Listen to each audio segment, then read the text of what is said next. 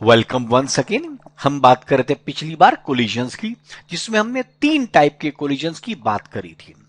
अब हमने क्या करना है, एक 1 डायमेंशन कोलिजन और एक 2 डायमेंशन कोलिजन को थोड़ा डिराइव करना, माने इसके फाइनल फॉर्मूले निकालने हैं। वैसे तो एग्जामिनेशन पॉइंट ऑफ व्यू से आप फॉर्मूले निकालें या ना निकालें, कॉन्सेप्ट को यूज करें कंपटीशन में, आसानी पड़ता है, मुश्किल कुछ नहीं। लेकिन कई बार स्कूल की थ्योरी में आपको कोलिजन्स का वो निकालना पड़ता है, तो वो मैं आपको समझा रहा हूं। अब देखिए, हमारे पास 2 बॉडीज हैं, M1 और M2, माने बॉडी A और B, और वेलोसिटी U1 U2 की है।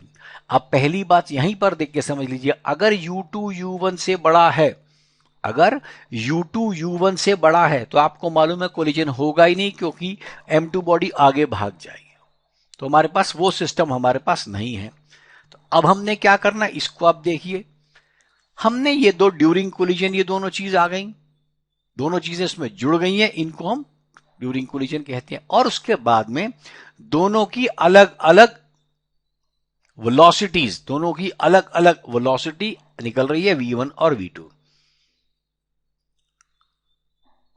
चले आगे, आइए अब देखिए, मोमेंटम कंजर्वेशन हमारे पास होना है। जैसे मैंने आपको पहले बताया था, हमको मोमेंटम किसको करना है, हमको मोमेंटम किसका स्टडी करना है, हमको पूरे सिस्टम का लेना है। We have to take complete system, हमें एक हिस्से का नहीं करना। तो मतलब दोनों बॉल यहां पर सिस्टम है, तो एक बार में दोनों के दोनों बॉल को हमने एक साथ लेना है। आइए, तो मैंने मोमेंटम कंजर्वेशन लिया M1U1 plus M2U2 which is M1V1 plus M2V2, क्योंकि मैंने इनिशियल और फाइनल मोमेंटम को बराबर करना है। अब ये जो डेफिनेशन हम कर रहे हैं, ये कोलिजन है, ये परफेक्टली इलास्टिक कोलिजन की किया करते हैं, जिसमें काइनेटिक एनर्जी हमारी बदलती नहीं है। तो हमने अगला फॉर्मूला लगा देना है एनर्जी कंजर्वेशन का। आप जानते हैं एनर्जी किसी बॉडी की हाफ mv² होती है, तो M1U1² by 2 plus M2U2² by 2 is equal to M1V1² by 2 plus M2V2² by 2। ये वैल्यूज आपके पास आ गई हैं। अब हमने क्या किया, देखिए एनर्जी कंजर्वेशन वाले में तो हम हाफ हाफ उड़ा दीजिएगा सब तरफ से, और थोड़ा अरेंज करने वाले हैं। सो हमने क्या किया, इक्वेशन नंबर 2 को रीअरेंज किया। रीअरेंज में हमने क्या किया, M1 के सारे टर्म्स एक तरफ ले लिए, M2 के सारे टर्म एक तरफ ले लिए, और हाफ को उड़ा दिया। M1 के सारे टर्म एक तरफ और हाफ को उड़ा दिए। देखिए, M1U1² minus V1² is equals to M2 into V2² minus U2²। ठीक सकते हैं। इसी प्रकार अब हम क्या करेंगे, 1 नंबर को भी ऐसे ही अरेंज करेंगे। देखिए, हम क्या करेंगे, M1U1 minus V1 equals to M2V2 minus U2। ये जो नंबर 3 और नंबर 4 इक्वेशन है, इनको मैं दोबारा लिखकर अगली स्लाइड पे इसके आगे से मैं शुरू करने वाला हूं, ध्यान दीजिएगा। ये 3 और 4 हमारे पास ये इक्वेशन आ गई थी। अब अगर हम इक्वेशन देखिए, ध्यान से कीजिएगा, अगर हम इक्वेशन नंबर 4 को 3 से डिवाइड कर दें, सॉरी 3 को 4 से डिवाइड कर दें, तो हमारे पास M1 कट गया, M2 कट गया दोनों साइडों में, और U1² माइनस V1² को मैं U1 plus V1 into U1 minus V1 माने A² माइनस B² को A plus B into A minus B लिख सकता हूं। तो मैंने ले लिया, ये मेरे पास आ गया। और इससे हमने क्या किया, V2 की वैल्यू को U1 minus U2 plus V1 लिख लिया। अभी तक हमने सिर्फ एक ही चीज ली है, मोमेंटम इसमें परमानेंट कंजर्व होगा क्योंकि ये कोलिजन है, और हमने इलास्टिक कोलिजन लिया है, तो यहां तक की एनर्जी हमारी काइनेटिक सेम है। अब आइए, अब हमने V2 की वैल्यू को नंबर 4 इक्वेशन में रख दिया। तो मेरे को सॉल्व करने के बाद मैंने क्या किया, इस V2 की वैल्यू को यहां रख दिया, सॉल्व करके मेरे पास V2 ये आ जाएगा। इसी प्रकार से अब आप चेक करेंगे तो आपके पास वैल्यू ये V1 की आ जाएगी। अब आपके एग्जाम में आपको पूरा सॉल्व करने को आएगा, तो जो मैंने स्टेप V2 को वहां रखकर बता दिया, आपको वो खुद सॉल्व करना पड़ेगा। फर्क सिर्फ इतना ही है। तो ये हमारे पास कोलिजन के वेलोसिटीज, फाइनल वेलोसिटीज का फॉर्मूला आ गया। अब देखिए इसके अंदर ये V2 मैंने लिखा, ये V1 मैंने लिख लिया दोबारा से। अब इसमें क्या करना है, दो स्पेशल केस पहले समझते हैं। पहला केस हमने लिया, देखिए M1 M2 अगर बराबर है तो आप देख सकते हैं M2 माइनस M1 ऊपर जो दो जगह है M2 माइनस M1 या M1 माइनस M2 हो, दोनों जीरो हो जाएगा। तो मेरे पास होगा क्या, देखिए V2 विल बिकम U1 और V1 विल बिकम U2। मतलब अगर हमारे पास काइनेटिक एनर्जी कंजर्व्ड है, ऐसा मतलब इलास्टिक कोलिजन है, तो कोलिजन है तो मोमेंटम वैसे ही कंजर्व्ड है। आपने साथ में सिर्फ एक छोटी सी बात और बता दी, आपने कहा कि हमने इसका काइनेटिक एनर्जी भी कंजर्व करनी है क्योंकि कोलिजन मेरा इलास्टिक है। तो आपके पास वेलोसिटीज इंटरचेंज हो जाती हैं। मतलब V2 की वेलोसिटी जो है सेकेंड बॉडी की वेलोसिटी पहले वाले की हो जाएगी, पहले वाले की दूसरी हो जाएगी, यदि मासेस एग्जैक्टली सेम है तो। दूसरा केस देखते हैं, M1 बहुत बड़ा है तो हम M1 प्लस M2 को लगभग M1 मान सकते हैं और इसकी वैल्यू रख के हमारे पास V2 बिकम्स माइनस U2 और V1 बिकम्स U1। तो V2 वाली वेलोसिटी जो है वो माइनस में चली जाती है, M1 बहुत बड़ा है और वो वेलोसिटी वही रहती है। इसी प्रकार अगर मासेस स्टिक टुगेदर हो जाते हैं, जिसको परफेक्टली इनइलास्टिक कहते हैं, लेकिन साथ में कंडीशन क्या है, U2 भी जीरो हो। अगर दो बॉडी स्टिक टुगेदर कर रही है लेकिन U2 भी जीरो है, तब हमने कंजर्वेशन मोमेंटम से निकाल लेना है फाइनल वेलोसिटी, क्योंकि एक ही होने वाली है, that is M1 U1 upon M1 plus M2।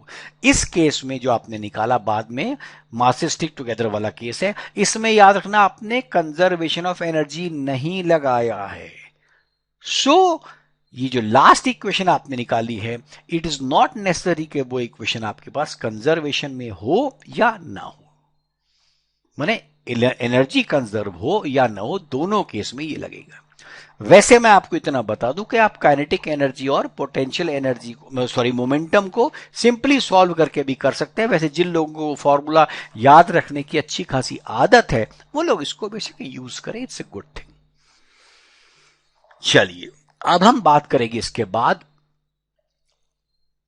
एक कोलिजन की जो टू डायमेंशन में है। यहां पर देखिए M2 रुका हुई बॉडी है, M1 ने टक्कर मारी, अब M2 वाली बॉडी ऊपर चलेगी V2 में और V1 वाली बॉडी नीचे चलेगी। अब इस वाली में हम बिल्कुल बात नहीं कर रहे हैं कि कोलिजन इलास्टिक है या इन इलास्टिक है, क्योंकि हमने सिर्फ मोमेंटम को कंजर्व करके हमारा गुजारा हो जाएगा। इनिशियल मोमेंटम आप देखिए M1 U1 है एक्स एक्सिस पर और वाई एक्सिस का है जीरो, बस हमने यही ध्यान देना है। इनिशियल मोमेंटम इन एक्स एक्सिस M1 U1 और फाइनल मोमेंटम एक्स का भी यही होना चाहिए, M1 V1 cos theta plus M2 V2 cos phi. हमने क्या किया, V1 को और V2 वाले दोनों मोमेंटम को हॉरिजॉन्टली हमने ब्रेक कर दिया है। अब आइए वर्टिकल की बात करते हैं और इसको जब इक्वेट करते हैं तो मेरे पास एक इक्वेशन ये आ गई, M1 U1 is M1 V1 cos theta plus M2 V2 cos phi.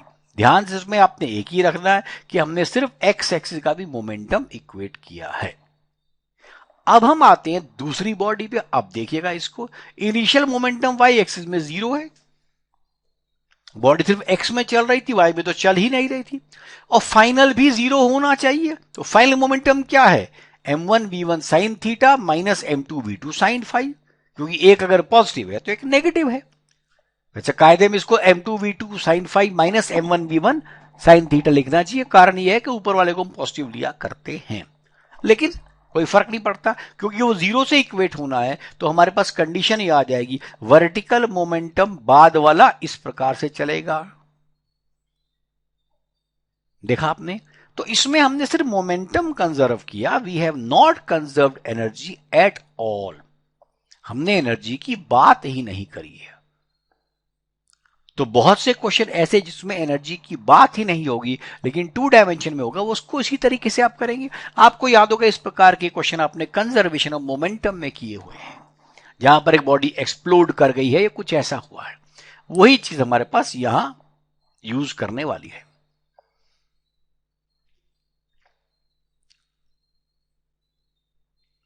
Clear? चलिए, और अब हम बात करेंगे पावर की। पावर के बारे में ज्यादा सोचने की बात नहीं है, क्योंकि power of rate of doing work है। इसकी एसआई यूनिट वॉट है और डायमेंशन आप कह सकते हैं ml/L-3 है। अब क्योंकि वर्क अपॉन टाइम था, तो याद रखिए वर्क भी स्केलर है, टाइम भी स्केलर है, दोनों को डिवाइड करेंगे तो भी स्केलर आएगा। इसके लिए पावर हमेशा स्केलर क्वांटिटी है। लेकिन अब यहां पर एक बात सोचिएगा, जब पावर का मतलब क्या हुआ कि वर्क भी है और टाइम भी है। अब वर्क का माने फोर्स लगा हुआ है। लेकिन कई बार क्या होता है, अब फोर्स लगेगा तो एक्सेलरेशन होगा तो वेलोसिटी बदलेगी।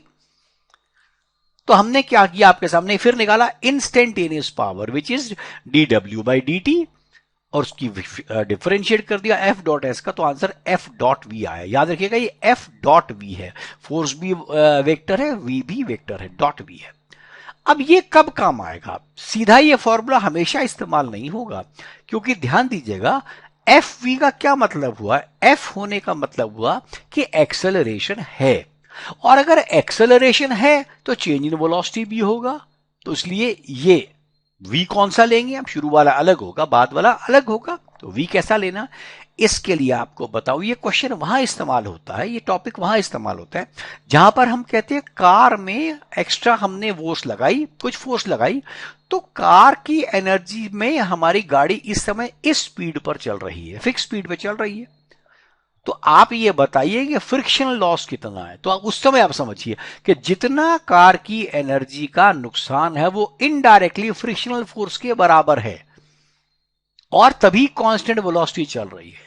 तो कांस्टेंट वेलोसिटी तभी होगी जब आप एक चीज की फोर्स लगा लेंगे, दूसरी एग्जैक्टली उतनी ही वापसी की तरफ लग रही है। तो ये दो चीजें आपको तब इस प्रकार की चीजें काम आएगी। हाँ, या अदरवाइज कई बार इंस्टेंट पावर को आप लेके चलना होता है, तो उसको आप उसमें ले सकते हैं।